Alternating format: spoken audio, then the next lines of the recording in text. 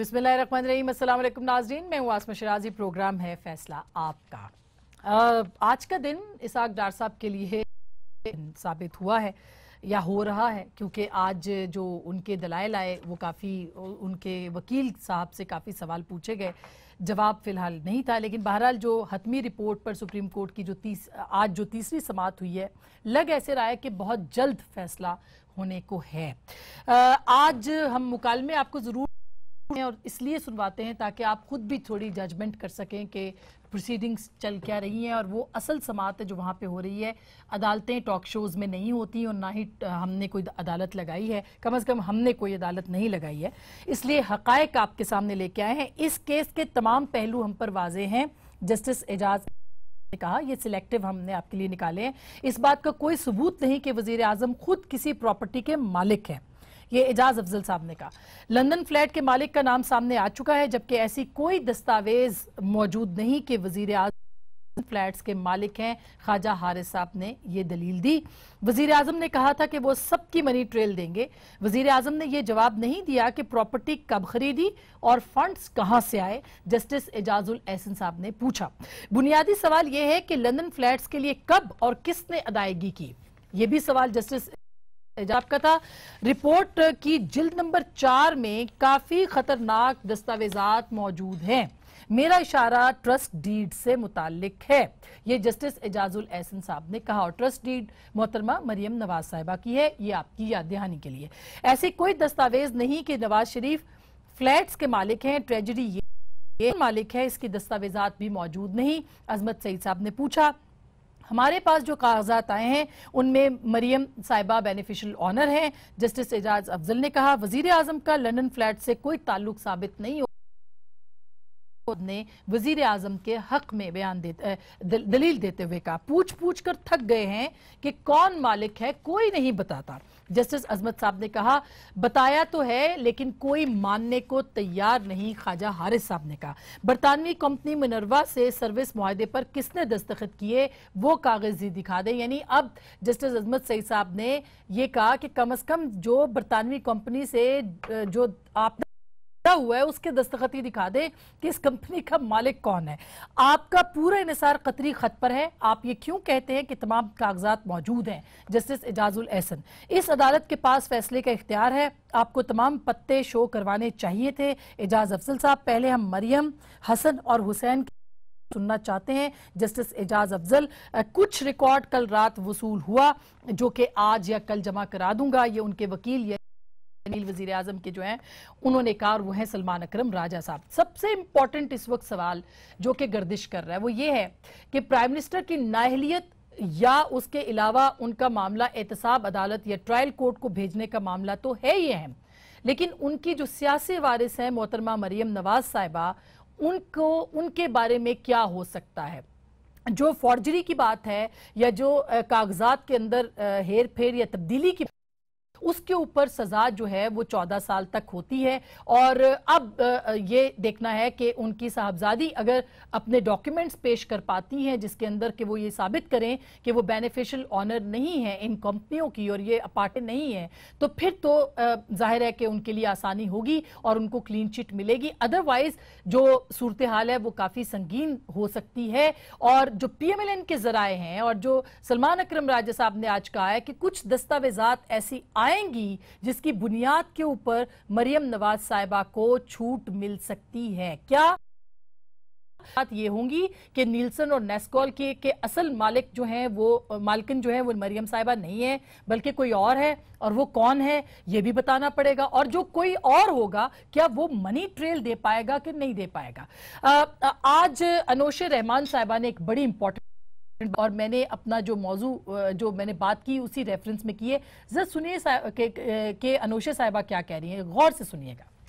हम जब कहते हैं कि ये एक साजिश है कि वजीर आजम मोहम्मद नवाज शरीफ की बेटी को जबरदस्ती इम्प्लिकेट किया जाए एक ट्रस्ट डीड के साथ, वो ट्रस्ट डीड जो डॉक्टर का नहीं है, वो जिसकी एक ट्रस्टी है, और जब हम कह रहे हैं ट्रस्ट बनाने वाला ट्रस्ट को मान रहा है, ट्रस्टी बनने वाला कह रहा है मैं ट्रस्टी हूँ, उसके बावजूद क्रिमिनल इन्वेस्टिगेशन जब प्राइम मिनिस्टर की बेटी के ऊपर रिकमेंड की जाती है इंडिकेट करती है कि वो उनको सियासी तौर के ऊपर गजन पहुंचाने का अंदेशा रखती हैं।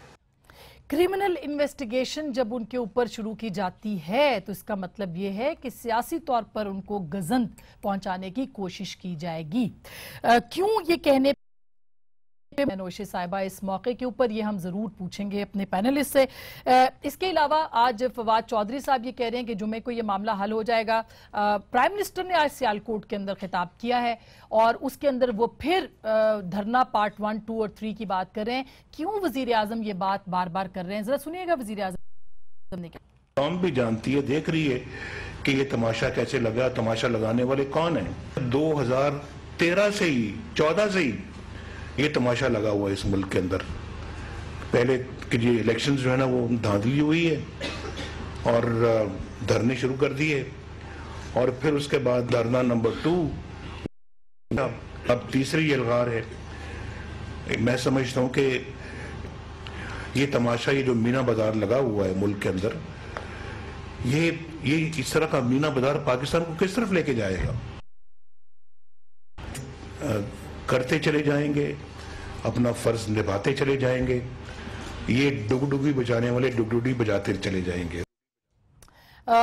डुगडुगी बजाने वाले और 14 से ये तमाशा लगा है। क्यों वजीर आजम 14 के धरने के साथ पनामा की जो इन्वेस्टिगेशंस हैं उनको लिंक कर रहे हैं। हमारे साथ डॉक्टर आरिफ अलवी साहब मौजूद हैं, पाकिस्तान तहरीक इंसाफ के रुकने कौमी असम्बली, बहुत सीजन है, आज कोर्ट पे भी मौजूद थे। सर बहुत बहुत शुक्रिया। जनाब नदीम अफजल चंद साहब किसी तारुफ के मोहताज नहीं है, पाकिस्तान पीपल्स पार्टी का जाना माना चेहरा, पाकिस्तान पीपल्स पार्टी का भरपूर दिफा करने वाले, उनके शुक्रिया। थोड़ी देर में हमें शायद खाकान अब्बासी साहब वफाकी वजीर पेट्रोलियम के ज्वाइन करेंगे, पाकिस्तान मुस्लिम लीग नवाज से उनका ताल्लुक है।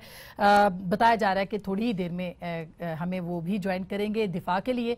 देखते हैं कि उनका दिफा क्या होता है और कि नहीं। बहरहाल डॉक्टर साहब आज आप कोर्ट में थे, डार साहब के ऊपर तो सवाल, लेकिन आपकी परसेप्शन क्या है आज की जो हियरिंग थी उसके बाद सुनने के बाद। शुक्रिया। मैं आपके सामने 2-3 बातें रखना चाहता हूं कोर्ट के हवाले से। एक तो ये कि रिस्पॉन्डेंट नंबर 1 यानी नवाज शरीफ साहब के वकील ने एक बड़ी अनोखी सी बात की। उसने कहा कि फ़र्ज कीजिए ये अपार्टमेंट जो हैं ये बच्चों के हैं 92, 93, 95 से, फ़र्ज़ कीजिए। तो हमारा कहना यह है कि दादा ने बच्चों के नाम किए, यानी आप तसव्वुर कीजिए इस बात को कि आज तक ये कहते थे कि हमारे नहीं है, अब कोर्ट को फर्ज करवा रहे हैं कि फर्ज कीजिए उनके नाम है, तो ये दादा ने उनके नाम ट्रांसफर किया। तो कोर्ट ने ये पूछा कि दादा कैसे डायरेक्टली ट्रांसफर कर सकते हैं और कोई डीड है, तो उन्होंने कहा जी वर्बल। यानी मुझे तो बड़ा ताज्जुब हुआ कि कहाँ कतरी खत, कहाँ ये सारे क्लेम्स कि ये हमारे नहीं है, कहाँ ये कि 2006 में हमें मिले, और कहाँ ये कोर्ट को आज ये फर्ज करा रहे थे कि आउटसाइड चांस आप समझिए कि इन्हीं के हैं, तो वो दादा ने दिए थे। अब मैं आपसे ये कह रहा हूं कि अभी मरियम नवाज साहिबा ने कहा, नहीं मरियम औरंगजेब साहब, अनुशा रहमान ने ये कहा कि मरियम नवाज को क्यों इसमें लाया जा रहा है। मैं ये कह रहा हूं कि आज अगर उन्होंने कहा कि ये अब्बा जी ने या दादा ने इनके नाम ट्रांसफर किए थे और फिर आप ये चाहें कि हम उस चीज को डिस्कस ना करें, ये गलत है। तो पहली बात तो मुझे वहां एक बहुत बड़ा क्योंकि पूरा केस मरियम साहिबा के ऊपर इसलिए है क्योंकि उनके वालिद वो डिपेंडेंट है अपने वालिद के ऊपर और ये अपार्टमेंट्स का हाँ। और दूसरा उन्होंने सारा मुकदमा इस बात पर आज जो बहस की वो ये कही कि जनाब जो सेक्शन 9 नैब ऑर्डिनेंस का और सेक्शन 14 जो नैब ऑर्डिनेंस का है उसके अंदर एसोसिएट जो है वो बेनामी नहीं है, उसके ऊपर कोई इल्जाम नहीं आता। यानी वो ये चाहते थे कि इन सारे मामलात के अंदर नवाज शरीफ साहब को एसोसिएट समझ लिया जाए, एसोसिएट समझ लिया जाए, यानी कुछ ना कुछ थोड़ा बहुत बेनिफिट मिला, मगर मेन बेनिफिशियरी नहीं थे वो इन अपार्टमेंट्स के और इन सब अंदाज से, तो लिहाजा उसके ऊपर उन्होंने कानूनी बहस की। कोर्ट बार बार ये पॉइंट आउट करती रही भाई डॉक्यूमेंट तो दिखा दो, मनी ट्रेल के बारे में, हाँ कोई डॉक्यूमेंट दिखा दो भाई। आमतौर पर ये होता है कि जी हमने फलाने बैंक से फलाने बैंक पे पैसा भेजा, वो दिखा दो। फिर ये होता है कि जी अगर दादा साहब ने इनके नाम ट्रांसफर किया तो वो डॉक्यूमेंट दिखा दो। अच्छा, ट्रस्ट डीड के हवाले से फिर ये बहस आई और फिर उन्होंने कहा जी ट्रस्ट डीड के ऊपर मरियम साहिबा को आ रहा है। मैं ये कहता हूं, और उन्होंने ये कहा कि जनाब ट्रस्ट डीड बनाने वाला और ट्रस्ट डीड बनने जिसने ट्रस्ट बनाया बनी, हाँ, ट्रस्टी बनी, हाँ, उसको क्यों। अच्छा, आपने फॉन्ट वाला तो बहुत बहस हो गई ना, हाँ, मैं आपसे एक और बात कह रहा हूं, हाँ, मैं ये कह रहा हूं कि कागज को भी डेट किया जा सकता है। भाई ओरिजिनल कागज दिखा दो आप समझे ना। हाँ बिल्कुल, कैलिबरी वाला भी फॉन्ट का भी हमारे पास है, वो हाँ, सॉफ्टवेयर कंपनी ने कहा 2004 में मैं बता रहा हूँ हो गया मैं था। आपको, मगर एक बात आपने जहन में क्लियर करें, देखिए ये लीगल कंपनी जो है इंटरनेशनली, और सिर्फ पाकिस्तान के अंदर ये होता है कि कोई चीज बगैर परमिशन के इस्तेमाल कर ली जाए, बाहर खास तौर पर लीगल कंपनीज नहीं करती। हो सकते हैं उसके लिए वो, बिल्कुल बिल्कुल। अच्छा ये खान साहब, आपको भी हम खुश आमदीद कहते हैं, नदीम अफजल चंद साहब, आपको क्या लगता है, मैं आप पे आती हूँ क्योंकि आपने सबका जवाब देना है, आज जो सुप्रीम कोर्ट के अंदर मामला था, आपको लगता है कि ये दिन आज का जो था डार साहब के लिए ज्यादा अहम है या मरियम साहिबा के लिए और प्राइम मिनिस्टर के लिए? क्योंकि खैर प्राइम मिनिस्टर के बारे में तो उन्होंने कहा जस्टिस एजाजुल एहसन साहब ने कि उनका नाम कहीं नहीं आया, एजाज अफजल साहब ने, कि प्राइम मिनिस्टर का नाम JIT में भी नहीं आया। दो किस्म का केस है, एक केस है जिसमें टेक्निकल लीगल इश्यूज हैं, एक केस है जिसमें सियासी इश्यूज हैं, जिसमें एक बादी नज़र में एक आम आदमी अगर पकड़ा जाए तो उसके घर में अगर मुलज़म को ट्रेस करने जाएं तो वो ना मिले तो उसके बाप को पकड़ के ले जाते हैं कि जब बेटा आएगा तो बाप को छोड़ देंगे। ये नॉर्मल प्रैक्टिस है। और फिर बेनिफिशरी भी देखे जाते हैं कि विरासत के बेनिफिशरी कौन है, सियासत के बेनिफिशरी कौन है, या पैसे के बेनिफिशरी कौन है। अब मैं स्टेटमेंट से शुरू करूंगा जो सियालकोट में उन्होंने कहा कि धरना 3 ये फिर धरना हो रहा है, उसको लिंक किया उन्होंने यलगार के यलगार को। हाँ। अब देखना यह है कि क्या इस यलगार का जो उनकी बात समझ आई है, उस यलगार का उस वक्त उन्होंने इल्ज़ाम लगाया था इंटेलिजेंस एजेंसीज के ऊपर, मुशाहिदुल्लाह साहब ने लगाया था इल्ज़ाम। क्या मियाँ साहब अब सुप्रीम कोर्ट पे इल्ज़ाम लगा रहे हैं या इस्टेब्लिशमेंट पे इल्ज़ाम लगा रहे हैं, मिलिट्री इस्टेब्लिशमेंट पे या सिविलियन ब्यूरोक्रेसी पे या कोई इंटरनेशनल इस्टेब्लिशमेंट के ऊपर लगा रहे हैं? ये उनको वजाहत करनी चाहिए। एक तो ये कन्फ्यूजन, लीडरशिप कन्फ्यूजन नहीं क्रिएट करती, लीडरशिप कन्फ्यूजन ख़त्म करती है। तो मियाँ साहब इस वक्त प्राइम मिनिस्टर भी हैं, उनको कन्फ्यूजन ख़त्म करनी चाहिए। एक बात तो ये। उसके बाद अगला जो सुप्रीम कोर्ट में 2 दिन से मैं गया हूँ, तो मैंने तो जो इनके वकला की या इनके जो वज़रा की जो सुना है, सिर्फ इनका एक ही टारगेट है कि हुदैबिया पेपर मिल का केस जो वो न खुले, कहीं वो रीओपन ना हो जाए। तो डार साहब के वकील कहा कि फिर तो आपके माफी तो डार साहब ने, अब डार साहब सीधी सी बात है, डार साहब वादा माफ गवाह बने थे, अब डार साहब ने कहा है कि वो अंडर प्रेशर बना था। अब अगर वादा माफ गवाह का वो पैटर्न वापस होता है तो फिर उनका ट्रायल शुरू होगा। उन्होंने कहा कि वो तो माफी भी फिर गई ना, फिर माफी भी गई। और उन्होंने एक और बड़ी इंपॉर्टेंट बात की जज साहब ने कि अली ट्रांजैक्शन जो है वो अली डार साहब के जरिए से हुई। हुदैबिया में मियां शहबाज शरीफ साहब भी आते हैं, ये सारे लोग आते हैं। अब रहेगी बात, मैं समझता हूँ या तो मियां साहब कह रहे थे कि ये हमारा इस्तेसाब हो रहा है, ये करप्शन का नहीं हो रहा, कि भाई ये पैसे हमारा मौकफ है, ये करप्शन के पैसे। ये जज साहब पूछ रहे हैं कि ये है, ये मनी ट्रेल, ये यकीनन डेवो के पैसे हैं, ये यकीनन एक प्रोजेक्ट के पैसे अभी पकड़े गए हैं हमारी नजर में। ये तो हो सकता है गलत भी हो सकता है अदालत, लेकिन मैं कहता हूँ गलत भी हो सकता है इल्जाम, लेकिन हमारी नजर में ये एक प्रोजेक्ट के पैसे पकड़े गए हैं जो बेफेर में। उसके बाद अभी बहुत सारे प्रोजेक्ट्स हैं। अच्छा, अभी बहुत सारी चीजें आनी है। चले अल्लाह करे, मेरी ख्वाहिश है कि मैं एज ए पोलिटिकल वर्कर, मेरी भी ख्वाहिश है कि मेरा प्राइम मिनिस्टर पे इल्जामात गलत हों। मेरी भी ख्वाहिश है मेरा प्राइम मिनिस्टर ऑनेस्ट होना चाहिए, मेरी मुखालिफ पार्टी का बेशक हो। मेरी भी ख्वाहिश है कि political class neat and clean और रोल मॉडल होनी चाहिए। लेकिन देखना यह है कि जब आप कंफ्यूजन पैदा करेंगे, कोई सबूत नहीं देंगे, सुप्रीम कोर्ट सबूत मांगेगी, आपके पास कोई सबूत JIT नहीं, मेरे ख्याल में नहीं है। मेरे ख्याल में अगर मैंने अदालत में जो देखा, जज साहब कहते हैं 8 महीनों से हम मांग रहे हैं, सीधी सी बात है, हमें सबूत है, ये फ्लैट है, ये पैसे वहां से आए थे, बस खत्म बात। अच्छा, ये जो क्यों सबूत अभी तक नहीं दे पा रहे हैं शाहिद खान अब्बास साहब? आज सलमान अकरम राजा साहब ने कहा हमें कुछ डॉक्यूमेंट्स का हम इंतजार है और वो कल हम जमा करा देंगे। क्या वो ऐसे सबूत होंगे जो कि गेम का पासा पलट सकते हैं या केस का जो पासा है वो पलट सकते हैं? देखिए, मैं तेल और गैस बेचने वाला आदमी हूँ। इससे पहले जहाज चलाते थे, वहां से सियासत में आ गए, अब तेल और गैस बेच रहे हैं। डॉक्टर साहब डेंटिस्ट है, मेरे भी डेंटिस्ट रहे हैं, ये अब करे दे रहे हैं और लीगल बातें कर रहे हैं। चंद साहब कुछ भी कर सकते हैं, किसान आदमी, चंद साहब को इजाजत है जो मर्जी कहे, वकील भी है। तो बात ये है, मैं माजरत से और निहायत अदब से मैं गुजारिश कि क्या आप तीनों में से किसी ने अदालत में केस का सामना किया है? नहीं जाहिर है कि नहीं, किया। मैं एक सवाल मामूली सा मैंने किया है और मार्शल दौर में किया है और उस केस का किया है जिसमें सजाए मौत थी, ठीक है जी। अदालत के मामला अदालत में रहने दें। हमने मार्शल दौर में भी अदालत में गए, मुकाबला किया और अदालत ने बरी कर दिया। तो आपको समझ नहीं आएगी अदालत क्या सोचती है। माजरत के साथ मैं इंटरप्ट नहीं करना नहीं, आप करें, चाहता। हम का लफ्ज बोल रहे हैं या मैं का?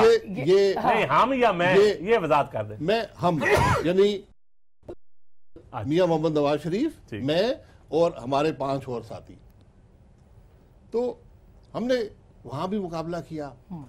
अदालत में जो कुछ होता है वो शहादतों की बुनियाद पर होता है। दुरुस्त है। मेरे और आपके कहने से वहां कोई फर्क नहीं पड़ेगा।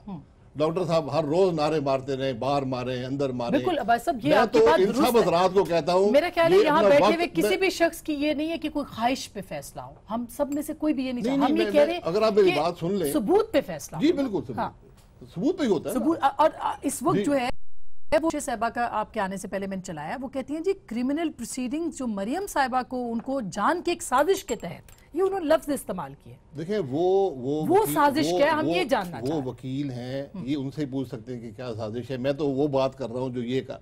मेरी इन हजरात से गुजारिश ये है कि ये इनका वक्त बड़ा है, सियासी लीडर हैं, डॉक्टर साहब बड़े लीडर हैं, चंद आखिरी पीपल्स पार्टी के लोगों में से रह गए पंजाब में। तो इनका वक्त अदालतों में बैठकर जाया नहीं करना चाहिए, क्योंकि कोई फायदा नहीं होगा। ऐसे ही कभी इनका दिल ऊपर जाएगा, कभी नीचे जाएगा। हम तो खुद अदालत में बैठे होते थे और लोग आके ऐसी ऐसी बातें करते थे कि वो हमें हकायक का पता था, हम समझते यार बिल्कुल ठीक कह रहे हैं।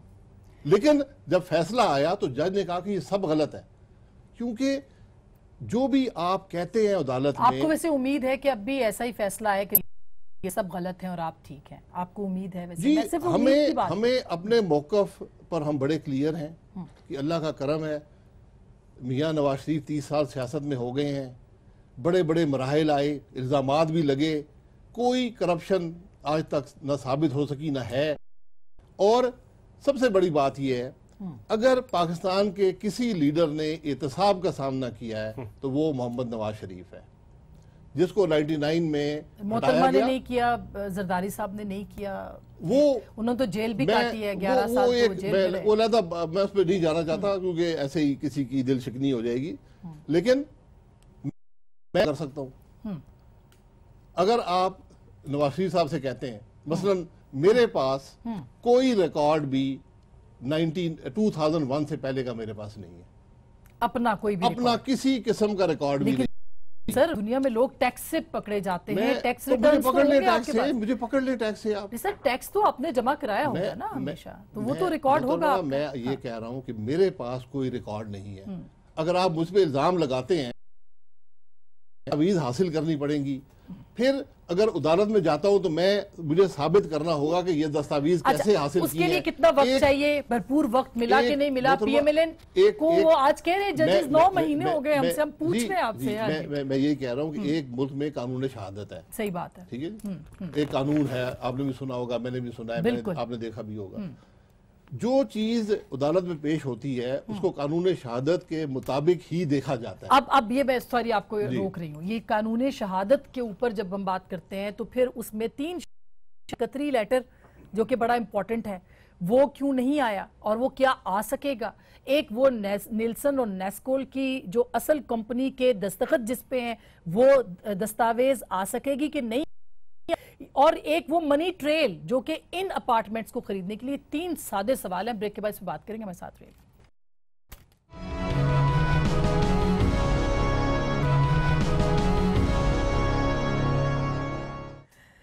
वेलकम बैक नाज़रीन, एक बार फिर आपको खुशामदीद कहते हैं।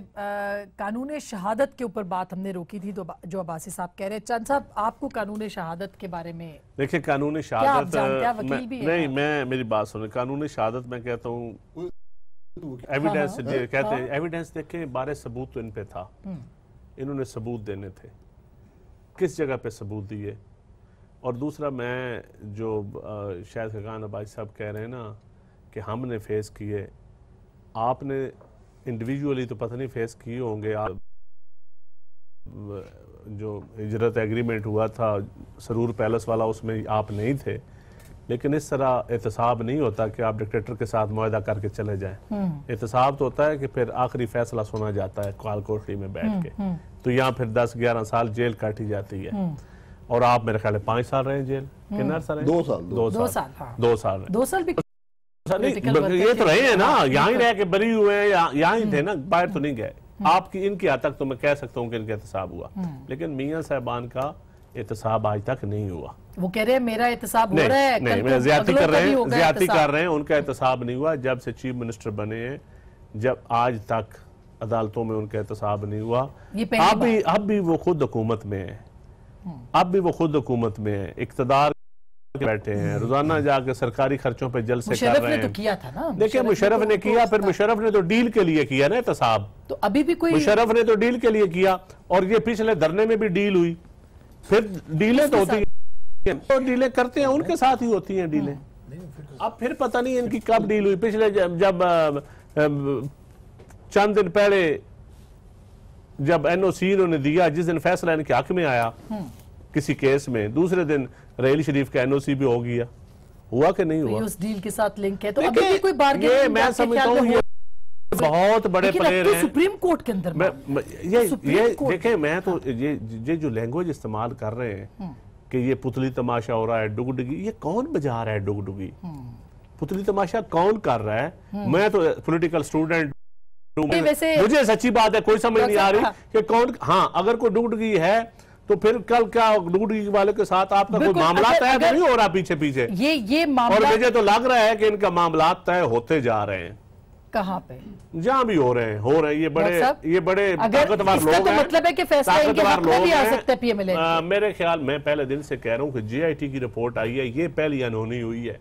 अच्छा, इनके खिलाफ ये रिपोर्ट आई है, अदरवाइज तो आज तक इनके खिलाफ कोई फैसला नहीं, ये भी नहीं आएगा इनके हक में। ये अब मैं इस पे नहीं कह सकता, बहरहाल मुझे इतनी उम्मीद नहीं है। डॉक्टर साहब, ये तो बड़ी बात कर दी है चंद साहब। मैं आपसे अर्ज करूं कि जिस दिन फैसला हुआ था, जब जेआईटी बनी थी, उस दिन जब मैं बाहर निकला था, मैंने कहा जी झाड़ू फिर गई, करप्शन के ऊपर अब की तरफ जा रहा है। मैंने तो जब ही प्रेडिक्ट किया था, क्योंकि जो सवालात किए गए थे उसका मुझे मालूम था कि जवाब नहीं है। जब जवाब नहीं है तो मामला फंसता चला जाएगा।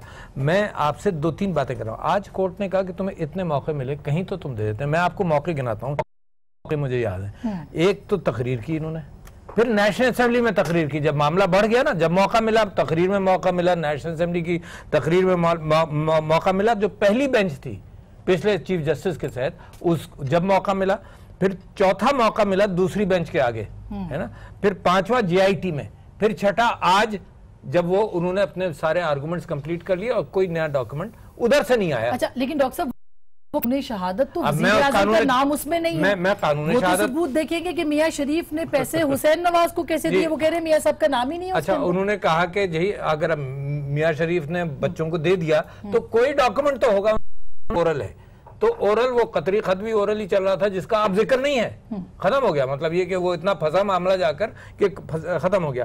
कानून शहादत की आप बात कर रही हैं, तो नैब ऑर्डिनेंस तो बर्डन ऑफ प्रूफ डालता है, कानून शहादत भी बर्डन ऑफ प्रूफ डालता है कि जो जिस प्रॉपर्टी को तुम क्लेम कर रहे हो उसके लिए कोई ना कोई डॉक्यूमेंट तो होगा। अगर तुम नहीं दिखाना तो इसका मतलब वो तुम्हारी प्रॉपर्टी नहीं है। एक बात। दूसरी बात, मैं आपसे ये कह रहा हूं, मेरे भाई ने कहा कि कौन रिकॉर्ड रखता है, मैं कहता हूं कि प्रॉपर्टीज के रिकॉर्ड तो जरूर रखे जाते हैं, यानी खानदान दर खानदान चलते हैं प्रॉपर्टीज के रिकॉर्ड। बाकी फाइनेंशियल रिकॉर्ड तो शायद ना भी हो, प्रॉपर्टीज के रखे जाते हैं। और ऐसी प्रॉपर्टी जिसमें बहुत सारे लोग शामिल हैं, बहुत बड़ा खानदान है। मैं जिस घर में रहता हूँ, जमीन मेरे वालिद साहब ने खरीदी थी और आपको ताज्जुब होगा 3600 रुपए में खरीदी। सर, वो कह रहे बाकी रिकॉर्ड है, ये जो पैसा बाहर गया उसका रिकॉर्ड नहीं है। प्रॉपर्टी का तो हो सकता है आसमा, प्रॉपर्टी होगा ना, किसने खरीदी, कैसे खरीदी, वो डॉक्यूमेंट नहीं है, तो फिर प्रॉपर्टी कैसे इनकी है? ये वैसे बात साहब, ये तो एक अहम सवाल है। आप कानूनी शहादत की बात कर रहे थे ना सर, मैं इस पे पूछना चाहती हूँ कि कानूनी शहादत, वो कहते हैं जी आज भी जज साहब ने कहा वजीर आजम का नाम नहीं,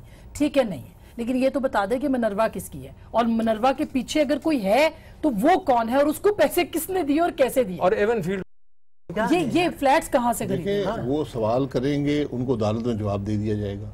मैं और डॉक्टर साहब यहाँ बहस करके क्या हासिल तो करेंगे? डील की बात से क्या करते हैं आप चंद साहब? मैं चंद साहब का बता दें, प्राइम मिनिस्टर के बयान की वजाहत कर दें। मैं दुकान भी तो चलवानी है ना। मैं चंद साहब के इजहार एतमाद का बीना बाजार का है जो ये इजहार एतमाद किया चंद साहब ने, मैं उनको मशकूर हूँ। और मैं डॉक्टर साहब के जो चंद साहब ने डील मैं की उसका बात भी की कायल हूँ। सर, डील की ये तो एक फैक्ट है ना कि तो हुआ, उसके बाद नहीं बासी साहब कोई बार्गेनिंग मुझे एक सवाल का मौका देंगी जी। ये दोनों ज़रात बैठे हैं, इनसे बोले पिटीशन क्या थी? मैं बताता आप बता दें पिटीशन क्या थी जी? पिटीशन ये थी कि प्राइम मिनिस्टर साहब ने एवन फील्ड अपार्टमेंट्स हमने गिनाए प्रॉपर्टीज कि ये उन्होंने एक्वायर किए, ये हैं इनके, और इन्होंने झूठ बोला है कौम से। हमारी तो ये पिटीशन इनके नहीं है, हाँ हुसैन नवाज के। हाँ नहीं, इन्होंने कौम से, कौम से झूठ बोला, कौम से झूठ बोला ना। हाँ, अच्छा, लिहाजा हमारी पिटीशन लॉन्ड्रिंग का जिक्र है, करप्शन का जिक्र है, मगर ये अदालत मनी लॉन्ड्रिंग और करप्शन पर फैसला नहीं करेगी, ये करेगी ट्रायल कोर्ट। जब यहाँ से फैसला हो जाएगा अब ये मैं जवाब देना चाहता हूँ। सच नहीं बोले डॉक्टर साहब हम कोई अदालत में नहीं बैठे हुए। मियां शरीफ साहब ने जब सियासत में अपने बेटे को वजीर खजाना बनवाया पंजाब में, उस वक्त से लेकर आज तक ये एक फैमिली है। जो फैमिली इनसे नाराज है उनकी FIRs निकलवा लें इनके मोमराजदीन और दूसरे जितनी फैमिलीज के ऊपर, उनको तो कारोबारों से भी इन्होंने उड़ा के रख दिया ना। मजीद निज़ामी साहब की किताब पढ़ लें और चीज़ें पढ़ लें, आपको तारीख पढ़ लें पंजाब की। अब जब ये बिजनेस, ये सियासत में आए तो उन्होंने बिजनेस किया। ये कहते हैं ना प्रे क्या थी? प्रे ये थी कि आपने सियासत के बलबोते पर पैसे कमाए। इस मुल्क में तो कोई आपका एहतसाब कर नहीं सका। पनामा में आपके बेटों की जारी गई तो आपने खुद कौम से खिताब किया और झूठ बोला, खुद आपने असेंबली में खिताब किया। अब रोल मॉडल होता है, पॉलिटिक्स में मॉरलिटी होती है। अब मॉरलिटी प्रे होती है। क्या कहा के सामने? अब यहाँ बैठे आप टेक्निकलिटी मेरिटेबिलिटी पे ऊपर आ जाएं, टेक्निकलिटी पे आ जाएं। अदालत यहाँ तो कौन देख रही है? हम सियासी लोग हैं, हम कहते हैं कि जी मैंने जब मेरे बाप दादा ने सियासत शुरू की जायदाद थी, आज मेरी इतनी है। ये है हिसाब किताब। आप पूछ रहे थे कि सीधी सी बात है। दोनों ने बता दिया। दोनों के बयानों में तजाद है। अच्छा। और एक GIT तश्कील दी जाए जो इनके तजाद का वो करे। बहुत मोहतरमा, दोनों को नहीं पता पिटीशन क्या थी। बताया दोनों को नहीं पता। नहीं, मैं तो बिल्कुल मैं खड़ा हूं इस बात पे। पिटीशन ये थी कि एक MNA है जिसका नाम मोहम्मद नवाज शरीफ है, उसने जब 2013 के कागज जमा कराए, उसमें जो असासे जाहिर किए वो पूरे नहीं थे, असासे मौजूद हैं। ये पिटीशन थी और इनको डिस्क्वालीफाई किया जाए। एवन फील्ड अपार्टमेंट का जिक्र करके ये बात कही। अगर उसको और स्पेसिफिक कर दिया गया तो फिर पिटीशन का दायरा और महदूद हो गया। जी हाँ, बहुत स्पेसिफिक। ये इनके वजीर आजम की थी, चूंकि पनामा लीक्स के अंदर ये जायदादें आई हैं। नहीं है। अच्छा, हाँ, आप नहीं समझी। 2013 में एक शख्स इलेक्शन लड़ने गया, मोहम्मद नवाज शरीफ था। जब उसने कागज जमा कराते हैं आप तो असासों की फहरिस्त जमा कराते हैं, बिल्कुल गोशवारे जाते हैं। हाँ। और उसमें उन्होंने असासे पूरे जाहिर नहीं किए और एवन फील्ड नामी को अपार्टमेंट्स हैं वो थे जो उन्होंने जाहिर नहीं किए। दुरुस्त? बिल्कुल, बहुत शुक्रिया। उसके बाद वो आदमी प्राइम मिनिस्टर बन गया।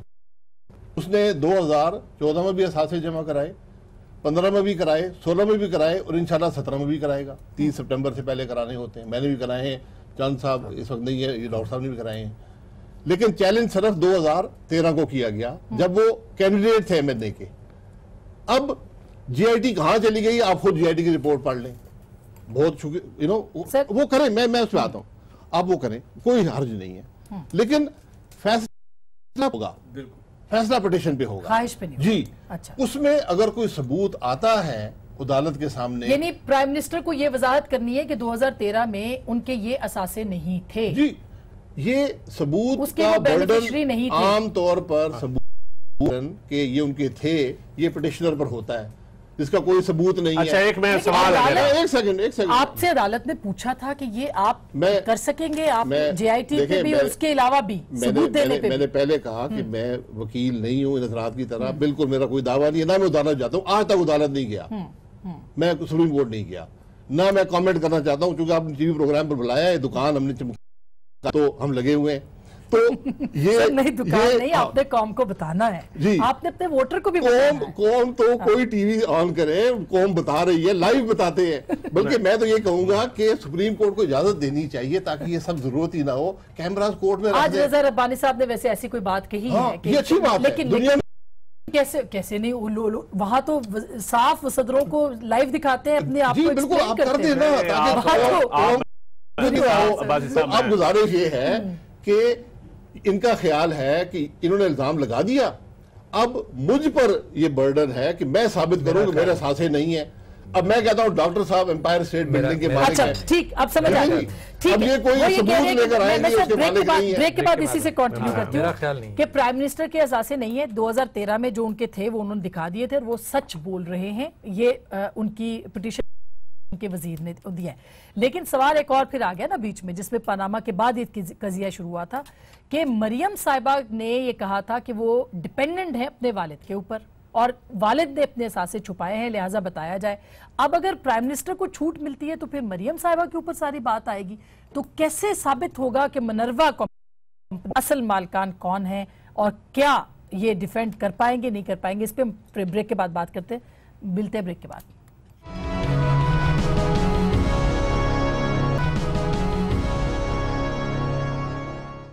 वेलकम बैक नाज़रीन, एक दफा फिर आपको खुशामदीद कहते हैं। एक तो जाहिर है कि जो केस के हवाले से बात हो रही है उसमें आज अदालत ने जिल्द नंबर 4 का जिक्र किया है। वो ट्रस्ट डीड और उससे मुतालिक चीज़ें उसके अंदर हैं, वो क्यों ख़तरनाक हैं, ये खुद जज साहब ने कहा कि बड़ी वो ख़तरनाक हैं। तो उस ऊपर डील की बात हो रही थी। वैसे मैं इससे पहले कि इस पॉइंट पे आऊँ, जिल्द नंबर 4 के डील जो भी धरना हुआ उसके बाद डील हुई, जो चंद साहब ने कहा, पिछले इन्होंने खुद कहा, मियां साहब ने कहा, फिर उसके बाद बहुत सारे और भी मामलात हुए। इस वक्त भी कोई डील की खबरें हैं कि नहीं? अच्छा, यही तो हम पूछ रहे हैं आपसे। मैं तो नहीं कह रहा कोई डील हुई है। अच्छा, मैं अब्बासी साहब की एक बात का जवाब देना चाहता हूँ। अब्बासी साहब कहते हैं ना, बात सुने, इन्होंने बड़ा, मियां साहब ने भी कहा, भाई साहब कहते हैं कि ये हमने दुकान चमकानी होती है। भाई साहब, जितना ये पार्लिमानी निज़ाम हुकूमत है, इस हुकूमत में जितना पार्लियामेंट को बेतौकीर आप लोगों ने किया है, मतलब आपकी गवर्नमेंट ने, अगर आप वो ना करते तो ये पोजीशन, जब आप अपोजिशन में थे तो यही टॉक शोज आपको कितने अच्छे लगते थे। आज आप हुकूमत में, क्योंकि हुकूमत जब पार्लियामेंट में जवाबदेह नहीं होती इश्यूज के ऊपर, कमेटी सिस्टम को प्रायोरिटी नहीं देते आप, तो फिर जब असेंबली के TOR से आप भागेंगे तो फिर मामला तो गली सड़कों में तो आप खुद लेके गए।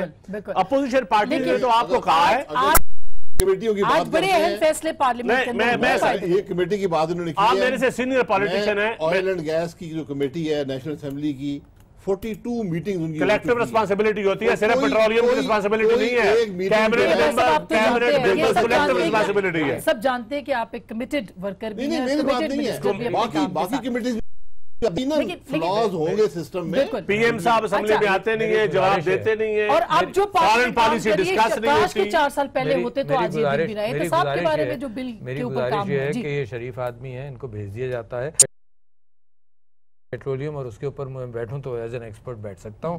तो लिहाजा मैं इनकी इस बात का सिर्फ कहना चाहता हूं। इन्होंने कहा कि जी ओनर्स ऑफ प्रूफ था जिसने एक्यूज किया उसके ऊपर, तो मैं आपको सेक्शन 95 पढ़ कर सुनाता हूं। देखिए मामला क्लियर हो जाए। इनके वकीलों ने या तो इनको बेवकूफ़ बनाया, ये क्या वजह हुई है, 4 महीने यही कहते रहे PTI प्रूफ करे, PTI प्रूफ करे। जब जजमेंट आया PTI के ऊपर ओनर्स नहीं था। मैं सेक्शन 95 पढ़ रहा हूँ कि जिसके तहत ये मामला चला। उन्होंने कहा इफ ही और एनी ऑफ हिज डिपेंडेंट्स और बेनामीदार्स or persons close to him possess or have title to assets beyond their means। ठीक है जी। अच्छा, फिर ओनर्स ऑफ प्रूफ पर सेक्शन 14C है, उसको भी पढ़कर सुन लें। आपको ताजुब होगा कि उसके अंदर ये कहा है कि ऑन ऑफेंस, इसके अंदर एनी ग्रांट उसको मिला, is the onus of proof is on the accused once he accepts the property है, ये क्लियर। अच्छा, यही कानून शहादत अच्छा, कहता है। आपका ये मुकदमा है कि प्राइम मिनिस्टर की बेटी उन पे डिपेंडेंट है और बेटी के नाम पे जायदाद है। उन्होंने कहा खुद इंटरव्यू दिया। इंटरव्यू में। मैं जरा इससे हट जाऊं। डॉक्टर साहब नहीं, सवाल है, अगर कल फर्ज किया उनका वकील ये कह देता है, पेपर ला देता है कि जी मरियम साहिबा के तो यहाँ दस्तखत ही नहीं, तो हुसैन नवाज के हैं। ठीक है, मैं आपसे ये कह रहा हूँ कि जज इन्होंने 14 सवाल जो किए वो क्या किए, उसमें कहा ये कमसिन बच्चों के पास कहाँ से पैसे आ गए जो इतना बड़ा बिजनेस है, ठीक है ना। अच्छा, ये सवाल भी किया कि इन कमसिन बच्चों के पास प्रॉपर्टी कहाँ से आई। आज एक पैंतरा बदला है, जहाँ झूठ आज एक पैंतरा बदला है जी अब्बा जी ने दे दी होगी। अरे भाई, अगर दी है तो कब, ये पहले क्यों नहीं कहा तुमने? You understand what I am saying, कि पहले ये कहा, फिर ये कहा, फिर खतरी को बीच में लाए, फिर ये कहा कि 2006 में हमें मिले, हमारे तो थे ही नहीं।